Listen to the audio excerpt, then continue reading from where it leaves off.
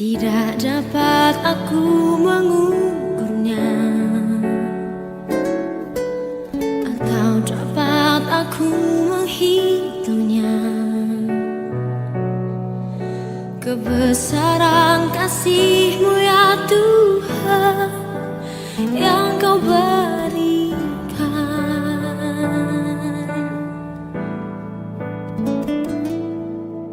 Ku bersyukur padamu, Kau Tuhan yang mengasihiku. Kaulah jaminan hidupku, hati-Mu ada bagiku. Ku bersyukur padamu, Kau Tuhan yang mengasihiku.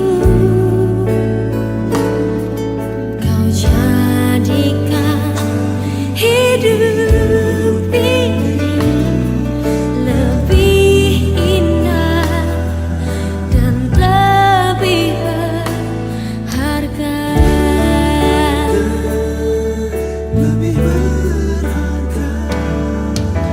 Tidak dapat aku mengukurnya, atau dapat aku menghitungnya. Kebesaran kasih-Mu ya Tuhan yang Kau berikan.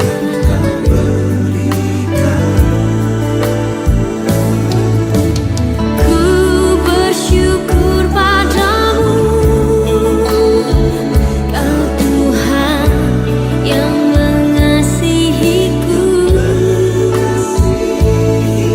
Kaulah jaminan hidupku,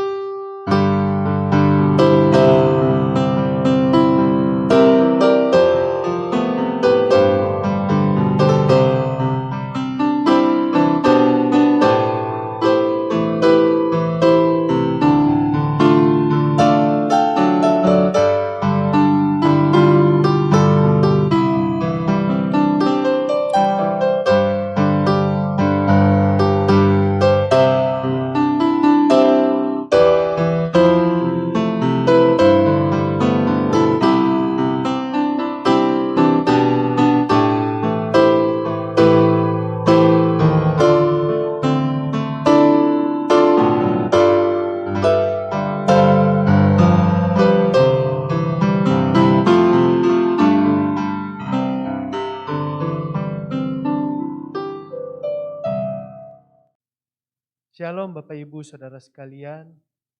Kita bersyukur meskipun di tengah pandemi saat ini kita masih boleh beribadah bersama-sama. Kita juga bersyukur kita memiliki Allah yang setia. Dia tak pernah meninggalkan kita. Dan Dia juga adalah seorang sahabat yang selalu mendengarkan keluh kesah kita. Dia rela berikan segalanya untuk kita. Karena Ia mengasihi kita dengan sepenuh hatinya. Dan hatinya selalu ada bagi kita semua. Hatimu ada bagi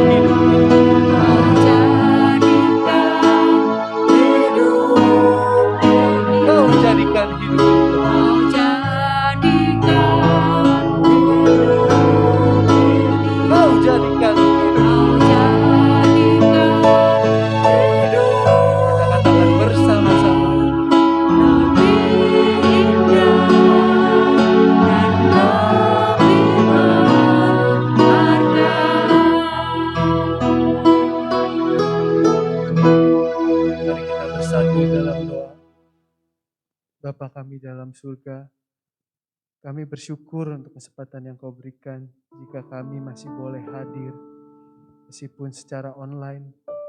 Tapi kami bersyukur Kau masih terus menjaga kami, Tuhan. Khususnya di tengah pandemi yang sedang kami rasakan. Tuhan, kesempatan kali ini kami mau datang dengan segala kelemahan kami. Kami mau mengakui dosa-dosa kami, Tuhan. Mungkin kami kerap kali, Tuhan, jatuh dalam dosa. Kami kerap kali tidak mengandalkan Engkau, Tuhan. Kerap kali kami tidak ingat tentang Engkau, Tuhan. Kami mengandalkan kekuatan kami sendiri, Tuhan. Ampuni kami, Tuhan. Sebelum kami lebih jauh beribadah kepada-Mu, Tuhan. Layakkan kami, Tuhan, untuk beribadah kepada-Mu, Tuhan. Kau mau pakai hati setiap kami. Kau bukakan hati kami, Tuhan.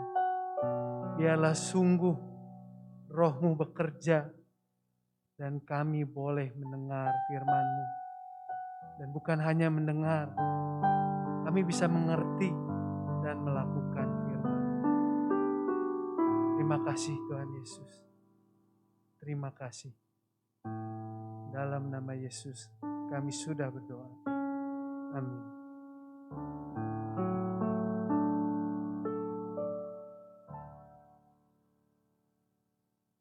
Bapak Ibu yang dikasihi oleh Tuhan, Allah adalah gunung batu dan keselamatanku. Dialah menara dan kota.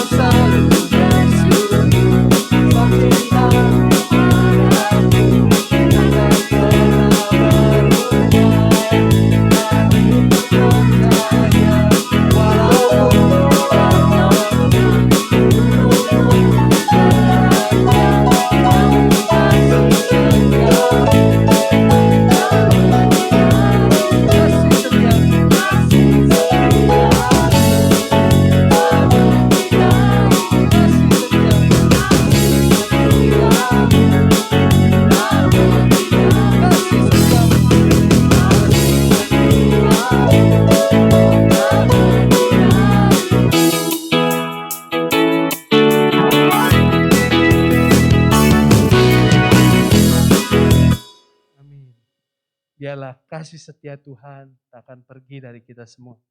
Oke, jemaat dipersilakan untuk duduk kembali. Biarlah kasih Tuhan Yesus tak pergi dari kita semua. Bapak, Ibu, saudara sekalian dipersilakan untuk duduk. Gereja bukanlah gedung dan gereja bukanlah menara. Tapi gereja adalah orangnya. Aku gereja, kau pun gereja.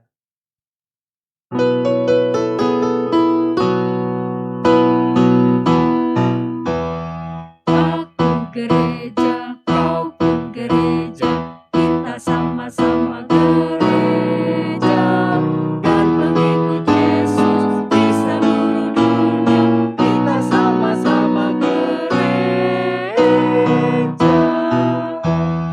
Gereja bukanlah gedungnya, dan bukan pula menaranya. Bukalah pintunya, lihat di dalamnya, gereja adalah orangnya.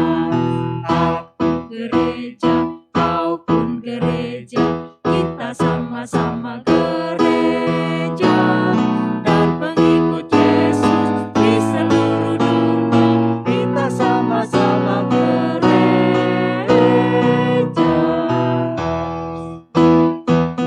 Menyanyikan bait yang kedua, berbagai macam manusia terdiri dari bangsa-bangsa.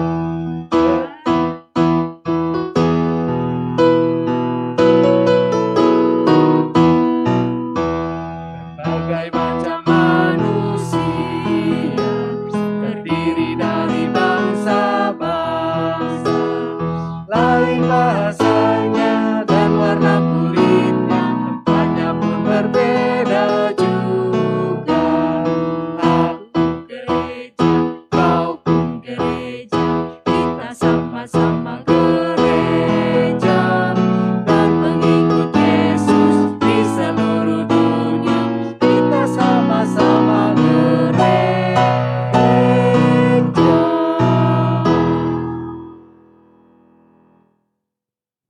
Bapak, Ibu, saudara sekalian yang dikasihi oleh Tuhan, sebentar kita akan mendengarkan uraian firman Tuhan yang akan disampaikan oleh Pendeta Puji Ari Santosa.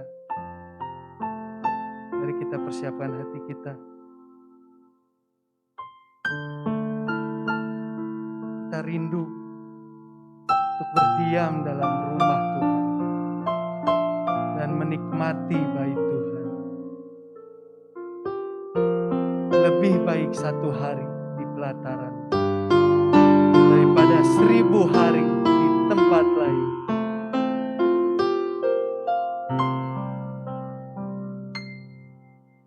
Lebih baik 1 hari di pelataranmu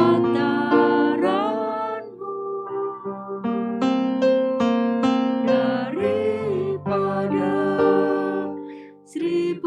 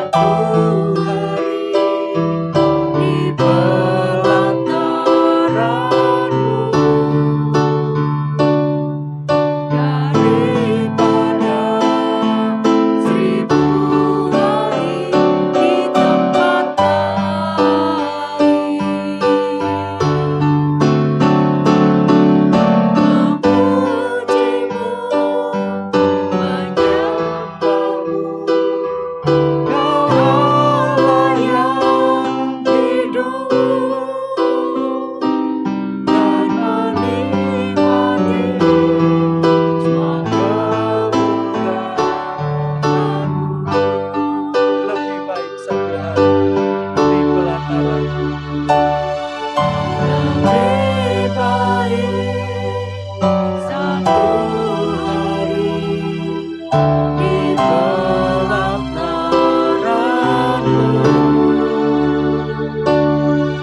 daripada 1000 hari di tempat lain.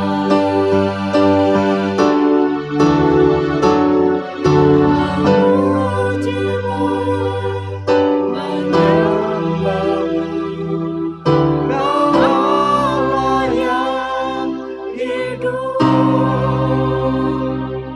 dan menikmati semua kemurahan-Mu.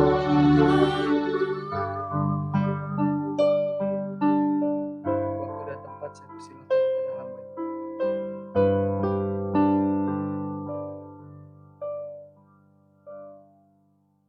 Saudara, mari kita satu dalam doa sebelum kita bersama-sama merenungkan kebenaran firman Tuhan.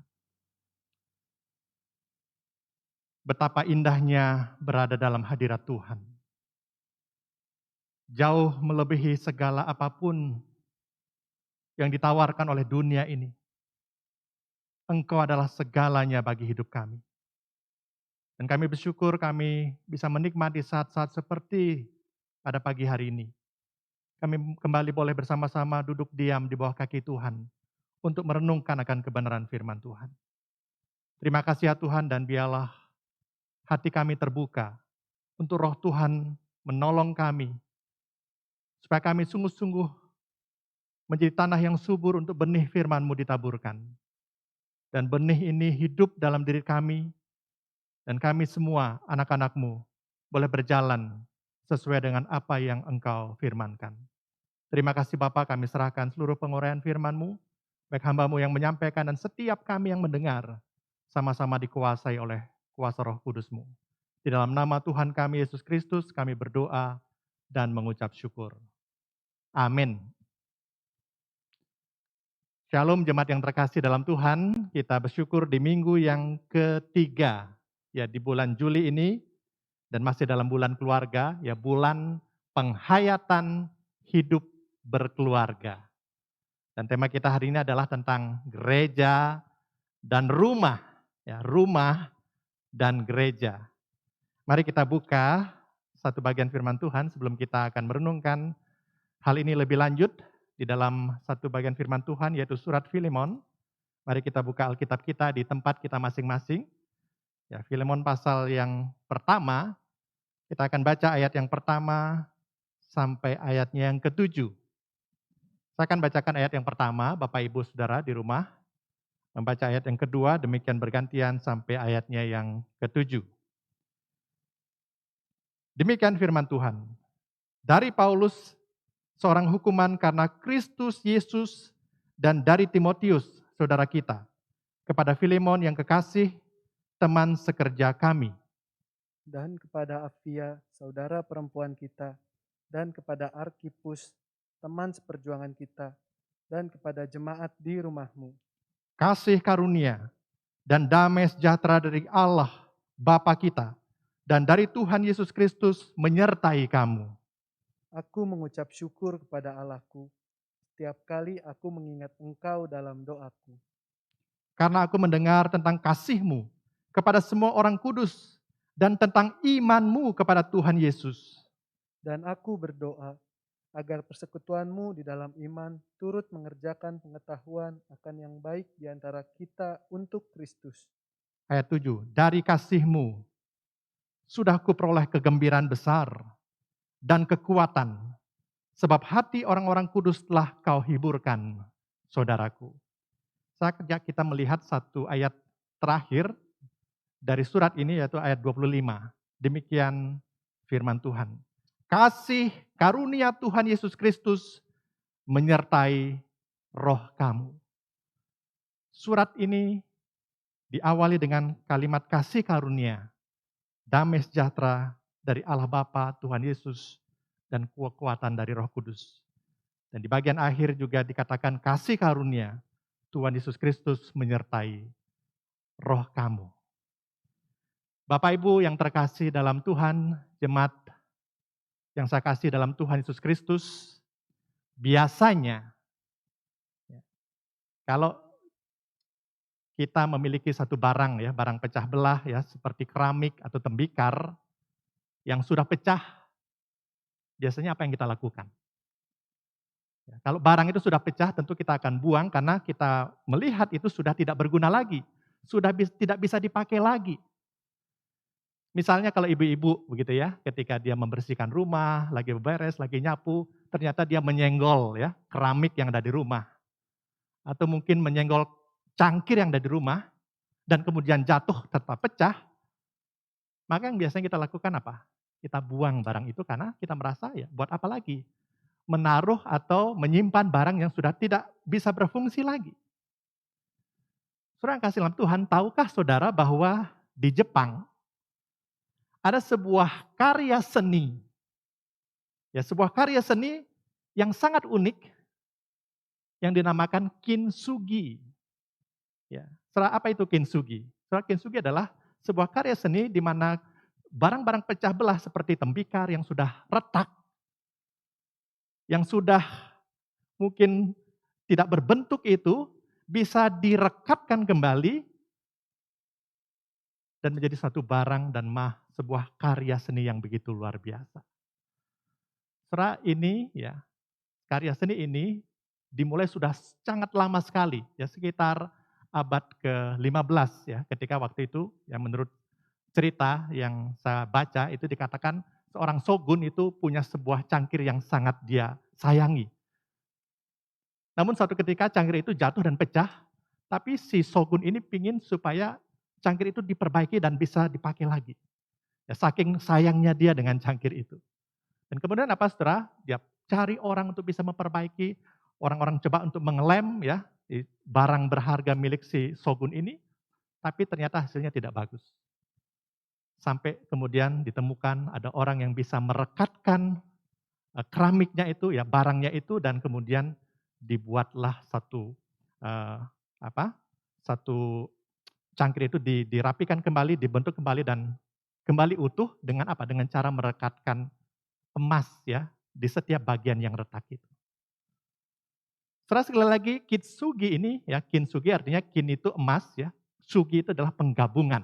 Ya sebuah penggabungan dengan emas sehingga barang yang tadinya tidak berfungsi, yang tidak berharga itu menjadi berharga kembali. Ketika apa? Ketika direkatkan bukan dengan lem, bukan dengan perekat biasa, tetapi dengan emas, dan sengaja ya si rekatan itu kelihatan, ya emas itu kelihatan, dan menjadi sebuah karya yang luar biasa dan sangat mahal harganya.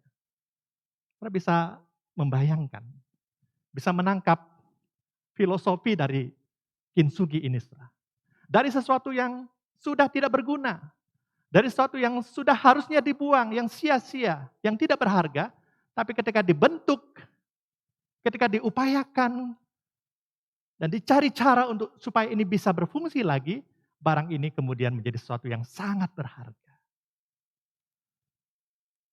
Saudara dalam Tuhan, apa yang tergambarkan dari kintsugi ini bisa kita kaitkan dengan apa yang kita bisa lihat di dalam kisah yang baru saja kita baca dalam surat Filemon ini. Surat Filemon ini adalah surat yang sangat pendek ya. Dalam naskah Yunani, ini hanya tertulis 335 kata saja. Surat yang sangat pendek. Sebuah surat pribadi yang ditulis oleh Rasul Paulus kepada Filemon dan orang-orang percaya. Supaya apa? Mereka bisa melakukan apa yang firman Tuhan perintahkan kepada mereka. Surat-surat ini dituliskan tentu bukan tanpa maksud. Walaupun sangat pendek, tetapi surat ini punya makna yang begitu dalam, begitu luar biasa. Pelajaran yang begitu berharga yang bisa kita pelajari sampai dengan sekarang. Dalam surat Filemon ini dikisahkan tentang seseorang yang bernama Onesimus. Siapa Onesimus itu? Onesimus adalah seorang budak. Dan bukan hanya seorang budak, dia seorang budak yang sangat tidak berharga. Kenapa? Karena tingkah lakunya, ya perbuatannya itu merugikan. Tidak mendatangkan kebaikan. Bahkan dikatakan ya di ayat yang ke-18, dia melarikan diri. Karena apa? Mencuri uang majikannya, mencuri uang Filemon. Sehingga kemudian dia masuk ke penjara, dan di sanalah dia bertemu dengan Rasul Paulus. Karena perjumpaannya dengan Rasul Paulus di penjara itulah yang kemudian mengubah hidupnya. Nah, Rasul Paulus membawa dia untuk mengenal siapa Yesus. Hidupnya diubahkan, hidupnya diangkat kembali. Bahkan disitulah dia merasakan untuk pertama kalinya yang namanya hidup baru di dalam Tuhan. Kita bisa bayangkan seorang Onesimus, budak, seorang yang tidak punya hak apa-apa. Hidupnya juga, masa lalunya juga sangat buruk ya, tidak baik, tidak ada satu yang bisa diharapkan di orang-orang seperti ini. Tetapi ketika dia mengalami perjumpaan dengan Tuhan melalui Rasul Paulus, hidupnya diubahkan. Karena nama Onesimus ini sebenarnya bagus sekali ya. Arti nama Onesimus adalah berguna. Saudara. Tapi sebelum dia mengalami hidup diubahkan, hidupnya sangat tidak berguna. Sangat merugikan. Tetapi ketika dia mengalami perjumpaan di dalam Tuhan, maka disitulah dia dipulihkan hidupnya. Boleh mengalami satu pengubahan ya di dalam karya dan kasih Tuhan Yesus. Saudara, di dalam surat ini dikisahkan walaupun Onesimus orang yang sangat berharga bagi Rasul Paulus karena di penjara dia sangat diperlukan untuk menolong Paulus di sana. Tetapi Rasul Paulus memutuskan untuk mengembalikan Onesimus kepada Filemon, ya majikannya itu. Sehingga dia menuliskan sebuah surat, ya surat pengantar supaya Filemon bisa menerima Onesimus di rumahnya. Saudara, seorang budak, seorang pelarian itu biasanya ya ketika dia melarikan diri itu ada cap, ya ada tanda di dahinya bahwa dia itu adalah seorang pelarian ya, dia ada tulisan P gitu ya, atau fugitif ya, F gitu. Ada tanda bahwa dia adalah seorang pelarian. Bahkan ada konsekuensi yang besar yang harus ditanggung oleh seorang pelarian, seorang budak yang sudah melakukan tindakan yang seperti itu. Dia bisa disalibkan, dia bisa dihukum mati. Tapi sudah melihat dalam kisah ini bagaimana orang yang sudah terpuruk, orang yang sudah tidak punya harapan, tetapi bagaimana dia diangkat, dipulihkan. Dan perjumpaannya dengan Tuhan melalui Rasul Paulus sekali lagi memberikan dia sebuah pengharapan yang baru. Dan dalam bagian inilah sekali lagi Rasul Paulus menuliskan surat supaya kasih Kristus itu boleh diwujudkan dalam persekutuan mereka. Walaupun Filemon adalah seorang majikan, ya, Onesimus adalah seorang budak, tetapi bagaimana mereka yang sudah percaya kepada Tuhan boleh kembali dipulihkan dalam relasi satu dengan yang lain. Saudara, kisah ini menarik ya. Sekali lagi surat ini pendek, tapi saya percaya ada nilai-nilai, ada pelajaran berharga yang kita bisa pelajari dalam kehidupan kita sebagai umat Tuhan, sebagai orang-orang percaya pada masa kini. Saudara, dari kisah Filemon dan Onesimus ini apa yang kita bisa pelajari? Paling tidak ada beberapa hal, saudara. Yang pertama, kita melihat dalam kisah ini, saudara, dalam surat Filemon ini kita melihat bagaimana anugerah Allah di dalam Yesus. Sekali lagi, kasih karunia, anugerah Allah yang besar, yang mengampuni, yang menebus, yang menyelamatkan, itulah yang menjadi dasar dari hidup setiap orang percaya. Saudara, kita ini hidup karena anugerah. Bahkan saudara kalau masih hidup sampai sekarang di masa pandemi ini, masih bisa bernafas, masih bisa beribadah, ingatlah bahwa semua karena anugerah Tuhan. Only by grace. Bahkan hidup kita diselamatkan bukan karena perbuatan baik kita, semua karena anugerah. Sekali lagi inilah dasar dari hidup kita. Kita tidak bisa hidup tanpa anugerah, tanpa belas kasihan Tuhan. Tuhanlah yang sudah berbelas kasihan sehingga dia bisa, ya, dia datang untuk menyelamatkan kita dan kita menjadi orang-orang yang diselamatkan di dalam Kristus. Oleh karena itulah kalau kita lihat dalam surat yang pendek ini, surat ini diawali dengan apa? Kasih karunia Allah. Dan damai sejahtera dari Allah Bapa dan Tuhan Yesus menyertai engkau. Rasul Paulus menuliskan ini dasar hidup kita. Kasih Allah yang besar itu. Yang mendasari hidup kita. Bahkan di bagian akhir, di ayat 25 dikatakan kasih karunia Allah. Diawali dengan kasih karunia Allah, ditutup dengan kasih karunia Allah. Ini menandakan Rasul Paulus menyatakan bahwa engkau dan saya hidup karena kasih karunia Allah. Ya, satu dengan yang lain, bukan saling menjatuhkan. Karena kasih Kristus sudah memenuhi mereka, mereka yang tadinya jatuh, terpuruk, tidak berdaya, tetapi mereka diangkat. Mereka dipulihkan, mereka memiliki pengharapan yang baru. Dari orang-orang yang useless, ya, orang yang tidak berguna, yang sangat tidak berguna, tetapi menjadi orang-orang yang useful, ya, orang-orang yang sangat berguna. Itu yang dirasakan, itu yang dialami oleh Onesimus.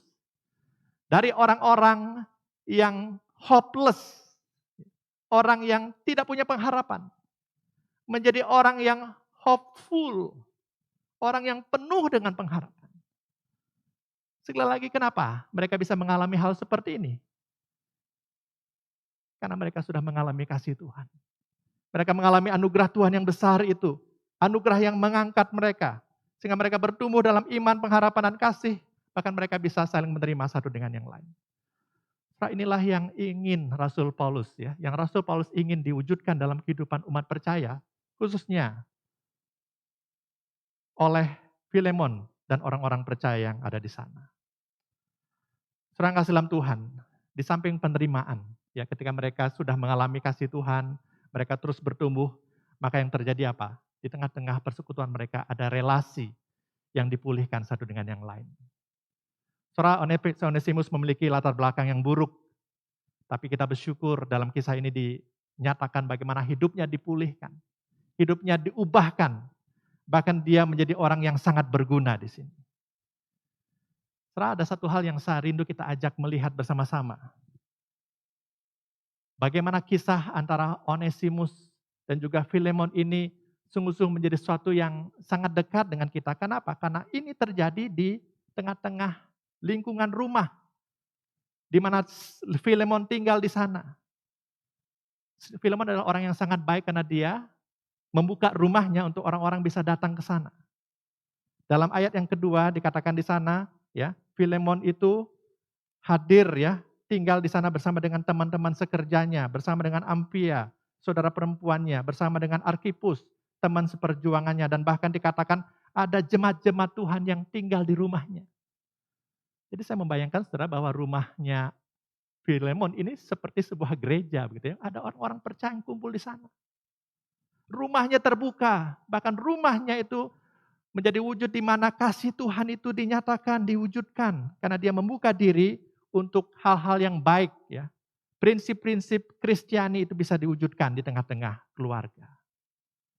Yang saya mau katakan, seringkali ketika kita bicara kehidupan rohani, ketika kita bicara pendidikan rohani, ketika kita bicara tentang penerapan hidup beriman, kita langsung berpikir gereja. Ya, gereja. Semua dilakukan gereja. Anak-anak kita, anak-anak sekolah minggu kita, ketika kita bicara tentang pendidikan rohani, kita berpikir, oh itu tugasnya sekolah minggu. Ya, para rose yang bertugas untuk membina rohani mereka. Ketika kita bicara pertumbuhan rohani, kita bicara tentang hamba-hamba Tuhan. Orang-orang yang melakukan tugas-tugas rohaniawan. Itu yang menjadi fokus kita. Tapi dalam bagian ini kita bisa belajar dan melihat bagaimana contoh Filemon dan orang-orang percaya di sini, kita melihat bahwa pertumbuhan rohani, kehidupan beriman itu justru dilakukan di tengah-tengah keluarga, di tengah-tengah rumah mereka di mana mereka tinggal. Ini menjadi sebuah contoh yang real, yang bisa kita pelajari bersama-sama. Jadi sekali lagi saudara, bukan masalah tempat, ya. Gereja memang adalah sebuah tempat di mana kita bisa beribadah, berkumpul sebagai satu tubuh Kristus, sebagai orang percaya.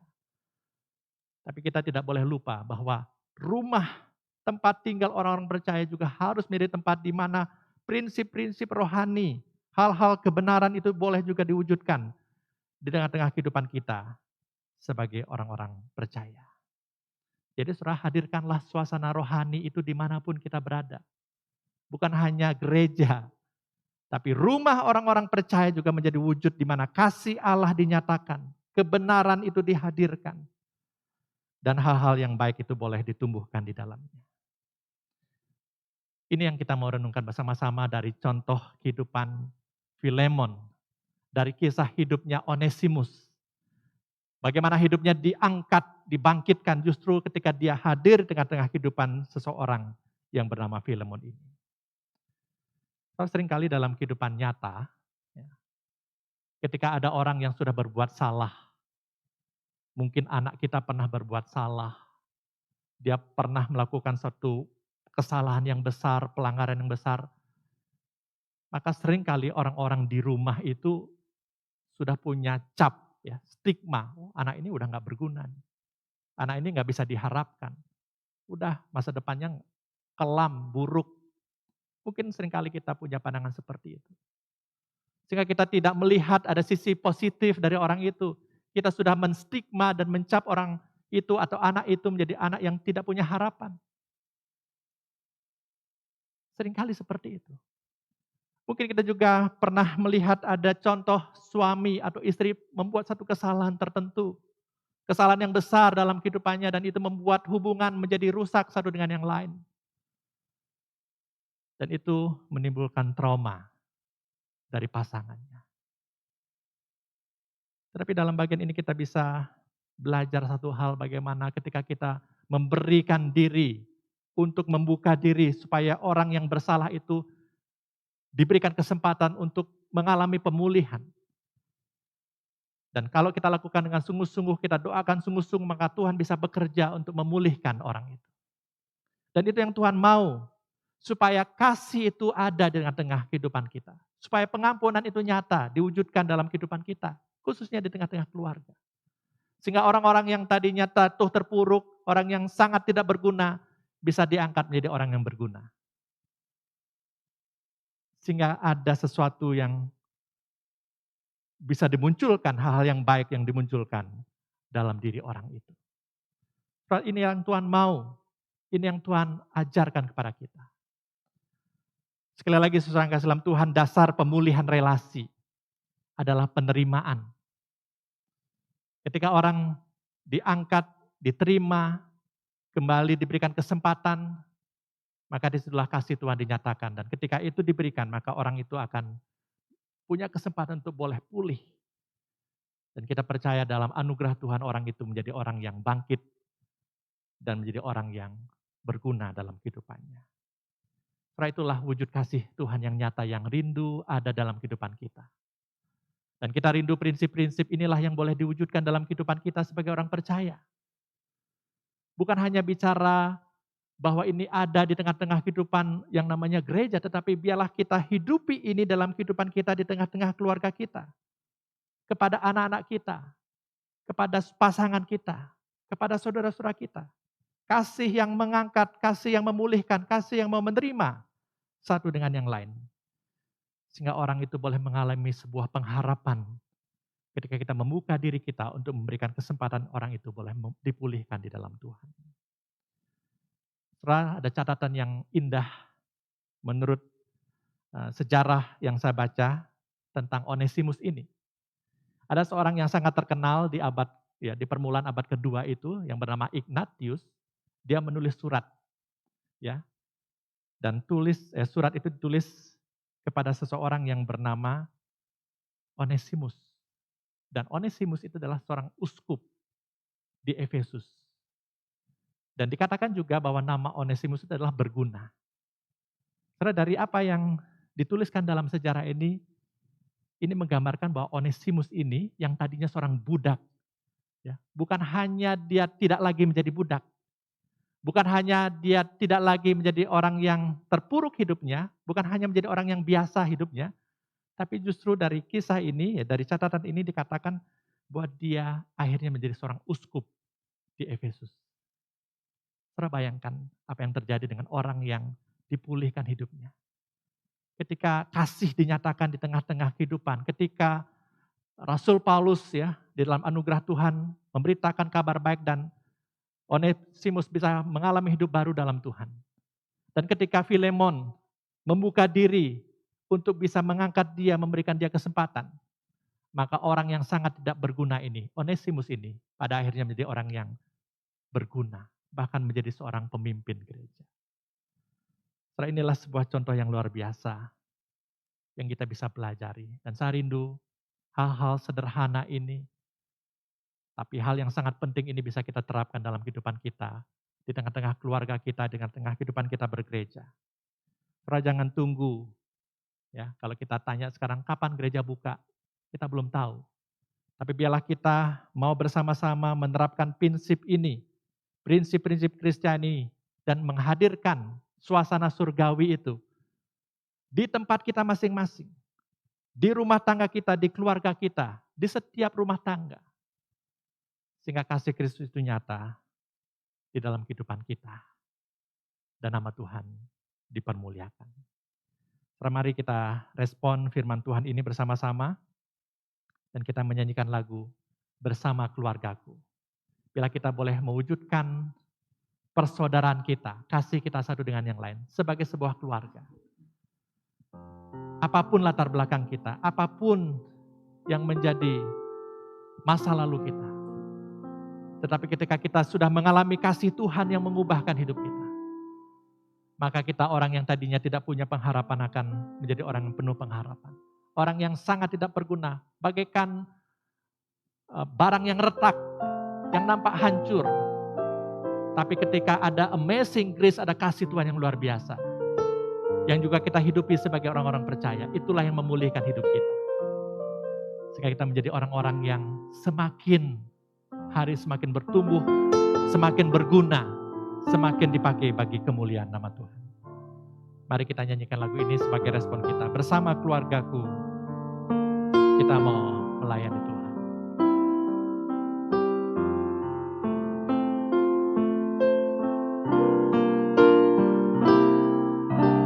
Kami datang di hadirat-Mu dalam satu kasih dengan bersehati,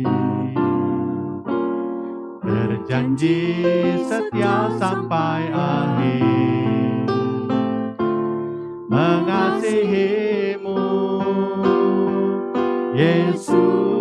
Bersama keluargaku, bersama keluargaku melayani Tuhan, bersatu selamanya mengasihi Engkau.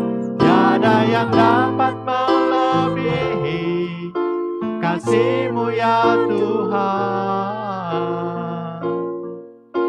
Bagi kami Engkau segalanya. Bersama keluargaku, bersama keluargaku melayani Tuhan, bersatu selamanya mengasihi Engkau. Tiada yang dapat melebihi kasih-Mu ya Tuhan. Bagi kami Engkau segalanya, bagi kami Engkau segalanya, bagi kami Engkau segalanya, bagi kami Engkau segalanya.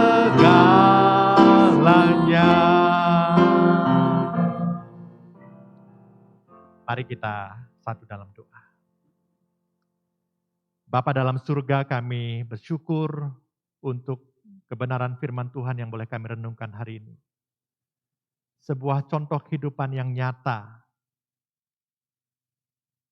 yang real, yang mungkin saja kami alami dalam kehidupan keluarga kami saat ini. Bahwa kadang-kadang ada di antara kami membuat sebuah kesalahan besar dalam hidup kami.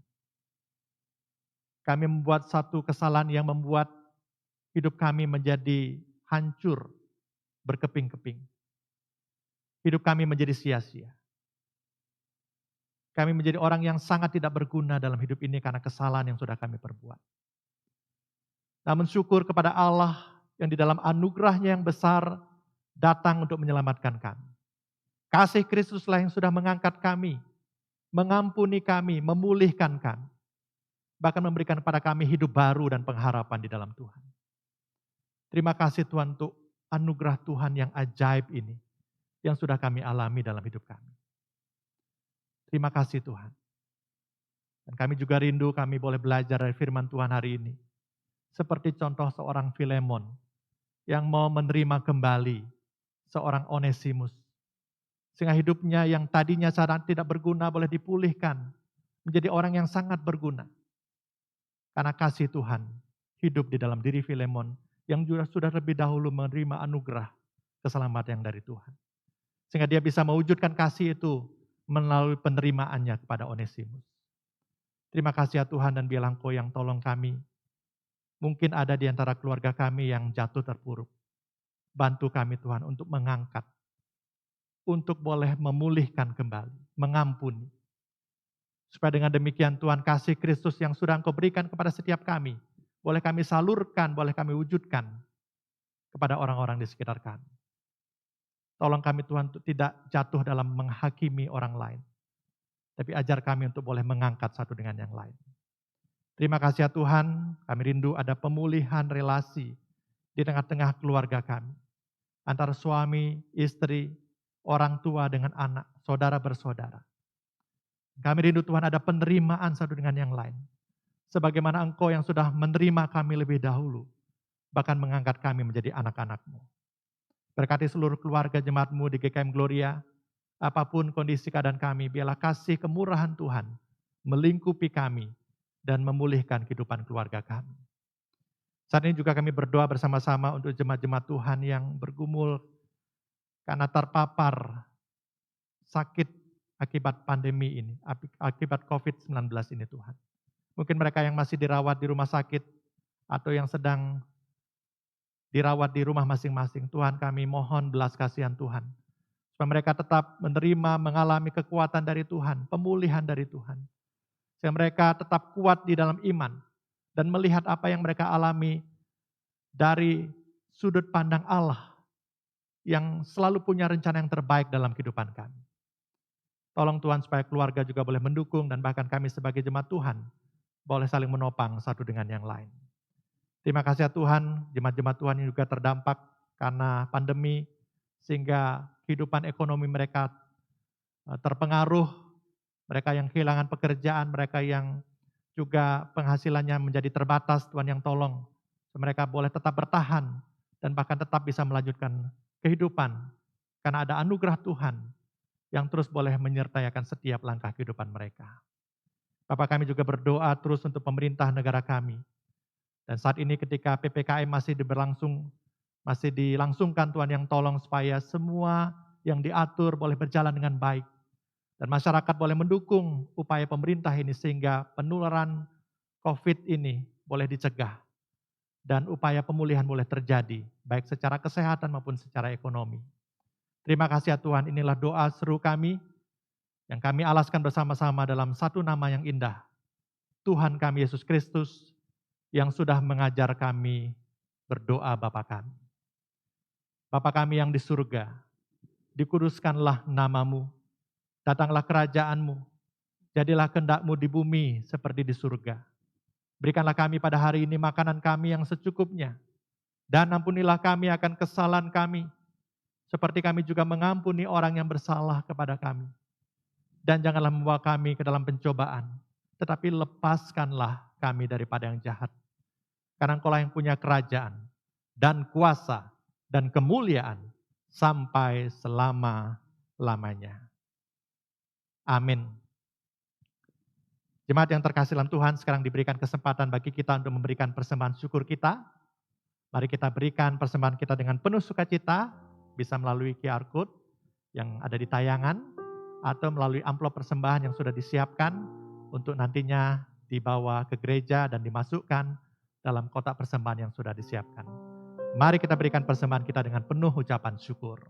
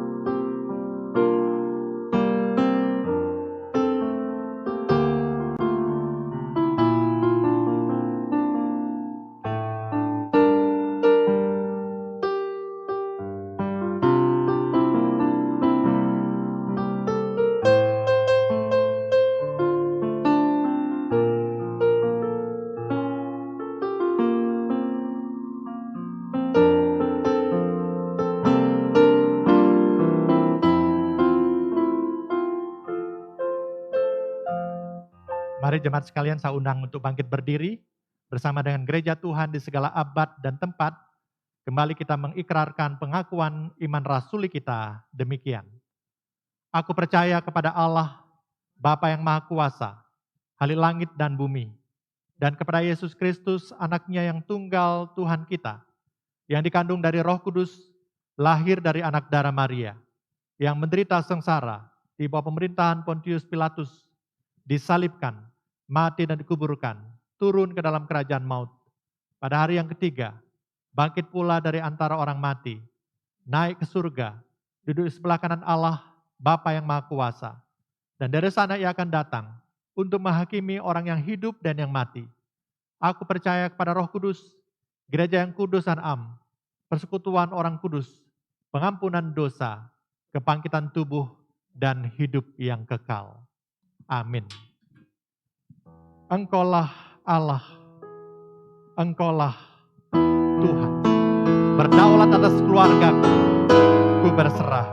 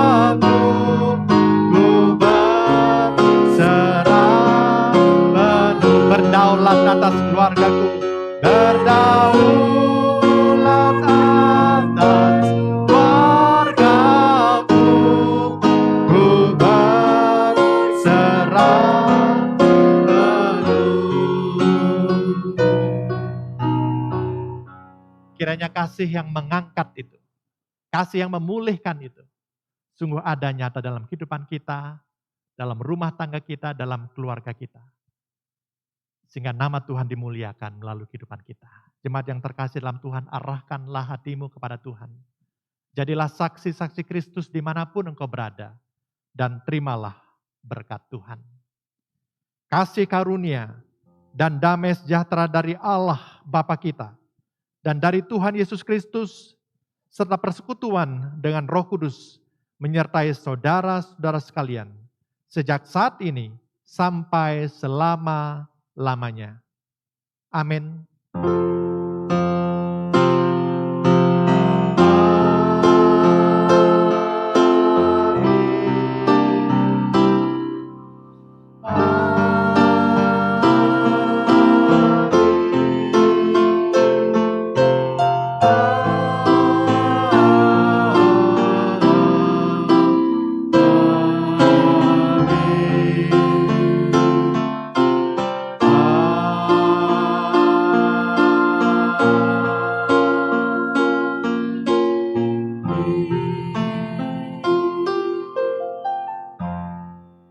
Jemaat dipersilakan duduk kembali. Ibadah kita hari ini bersyukur sudah berjalan dengan baik, dan biarlah kita terus boleh dikuatkan melalui kebenaran firman Tuhan dan juga setiap pujian yang sudah kita naikkan. Mari kita lihat beberapa warta tayangan berikut ini. Selamat hari Minggu, Tuhan memberkati.